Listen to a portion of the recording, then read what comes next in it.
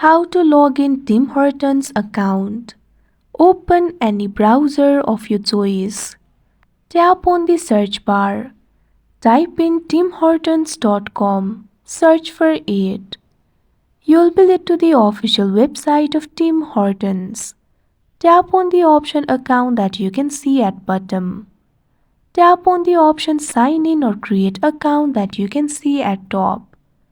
Once you do that, you'll be led to the sign in interface. Tap on the option sign in. Enter your email address. Tap on the field of email address. Enter it over here. Once you do that, tap on the option sign in. A code will be sent to your email. Open the Gmail on your device. Find the email sent by Tim Hortons and tap on it. In this email, you can see the one-time code. Memorize this code, or you can also copy it. Go back to the Tim Hortons tab. Enter the code over here. You can paste it from the clipboard. Wait for a while. Like this, you can log in Tim Hortons account. That's it for this video. Thank you for watching.